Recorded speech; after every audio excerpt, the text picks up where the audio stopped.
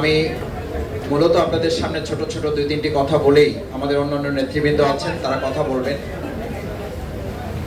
প্রথম কথা হচ্ছে, আজকের যে প্রেক্ষাপটে আমাদের এই নির্বাচন অনুষ্ঠিত হচ্ছে, অত্যন্ত ক্রান্তিকাল, একটা সংকটময় মুহূর্ত বাংলাদেশ অতিক্রম করছে। আমরা বিগত 17 বছর লড়াই সংগ্রাম করে একটা জায়গায় এসে বলতে চেয়েছিলাম সবার আগে বাংলাদেশ, সবাই মিলে বাংলাদেশ। এখন আমরা লক্ষ্য করছি সবার আগেও বাংলাদেশ না, সবাই মিলেও বাংলাদেশ না, আমরা একটা দল বাংলাদেশ এবং একটা দলই শুধু বাংলাদেশ।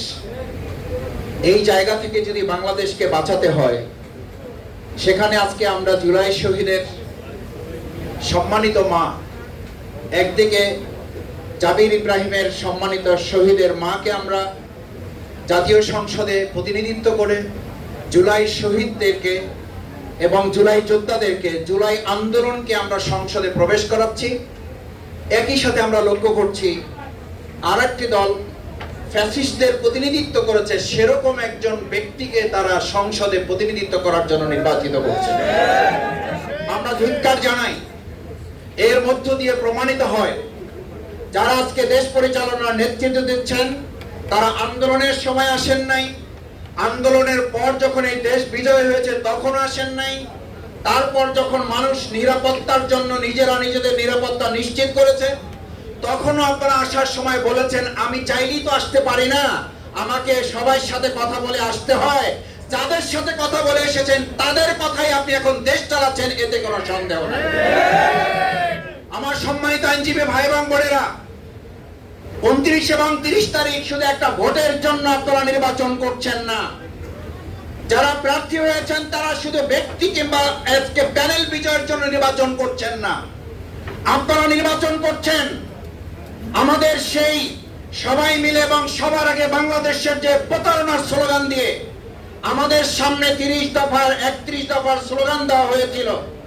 সেই স্লোগানের ভিত্তিতে আমরা যখন লক্ষ্য করলাম যে তারা তাদের কথা মতো আসলে চলে না, তারা চলে অন্য আরেকটা দেশের, আরেকটা প্রতিবেশীর আরেকটা অঙ্গন এবং তাদের ইঙ্গিতে, যার কারণে দেশের মানুষের প্রতি তারা আস্থা হারিয়ে 70% প্রায় গণভোটকে বাতিল করে দিয়ে এখন তারা ইতিমধ্যেই ধারণা করেছে জনগণের কাছে আশ্রয় না থাকার কারণে সন্দেহ নয় নিশ্চিত হয়ে তারা টানেল এবং বাংকার নির্মাণের মধ্য দিয়ে প্রমাণ করেছে জনগণের কাছে তাদের কোনো আশ্রয় ভবিষ্যতে তারা তৈরি করতে পারে না।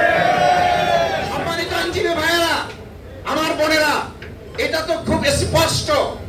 17 মাসে না, 17 বছরে না, আমরা আজকে কয়েকটা মাস, মাত্র 2টা মাসে লক্ষ্য করছি রাজনৈতিক অঙ্গন শুধু নয়, 17 বছরে আমরা দেখেছিলাম রাজনৈতিক নিষ্পেষণ, আর আমরা এই 2 মাসে লক্ষ্য করছি বর্তমান সরকার যারা পরিচালনা করছেন রাজনীতির পাশাপাশি পেশাজীবী অঙ্গনগুলোতে তারা নগ্ন হস্তক্ষেপের মাধ্যমে দলীয়করণ করে জুলাই যোদ্ধায় যারা অগ্রণী ভূমিকা পালন করেছেন তাদেরকে ট্রান্সফার দিচ্ছে, তাদেরকে নির্যাতন করছে, তাদেরকে শোকজ করছে, তাদেরকে ওএসডি করছে, আর নব্য ফ্যাসিবাদদেরকে তারা স্থানান্তর করছে।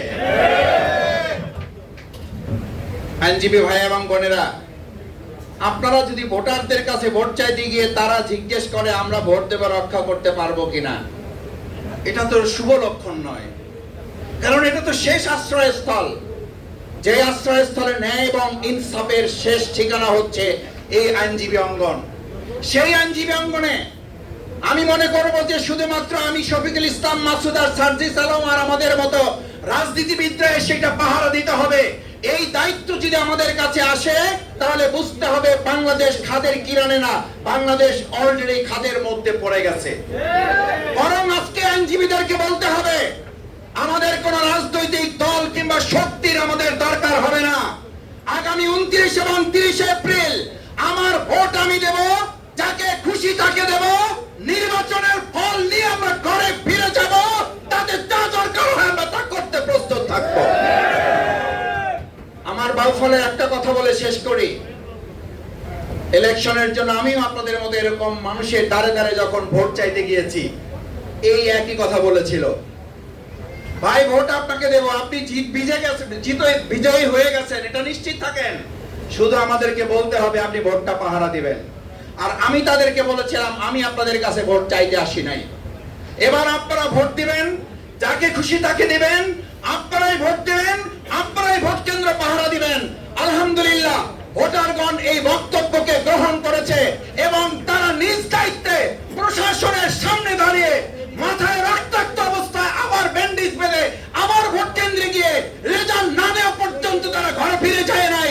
তার মধ্য দিয়ে যদি একটা বাউফলে বিজয় হয় তাহলে পার সমিতিতে আমাদেরকে রক্তাক্ত করে এখানকার বিজয় ছিনিয়ে নিতে পারবে।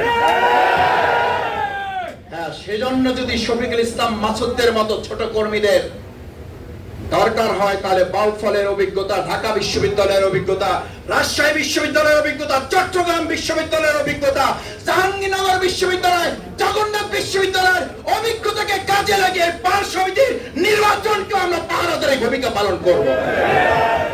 কিন্তু আপনাদের নিজেদের মত এবং বিবেককে কাজে লাগিয়ে আসুন। আগামী 29 তারিখে আমরা আমাদের প্রত্যেকের বিবেককে বাংলাদেশের পক্ষে, বাংলাদেশের নতুন স্বাধীনতা, যেটি গত 5ই আগস্ট মানুষ রাস্তায় নেমে বলেছিল আমরা নতুন এক স্বাধীন বাংলাদেশ পেয়েছি, সেই স্বাধীন বাংলাদেশকে যদি কার্যকর করতে হয় তাহলে শুধু ভোটের জন্য 29-30 তারিখ আমরা যাব না, আমরা ভোট দিতে যাব, ভোট পাহারা দেব, বিজয় নিশ্চিত করে ফলাফল নিয়ে আমরা ঘরে ফিরে যাব ইনশাআল্লাহ।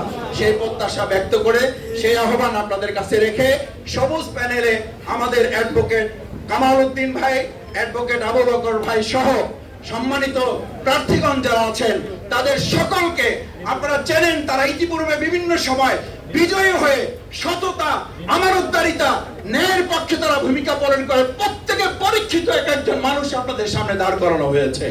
আসুন তাদেরকে বিজয় করে শুধুমাত্র ব্যক্তিকে না, আমরা আগামী দিনের আইন অঙ্গনের ন্যায় এবং ইনসাফকে বিজয় করব, সেই ভূমিকা আপনারা পালন করবেন, সেই আহ্বান রেখে আমার কথা শেষ করছি।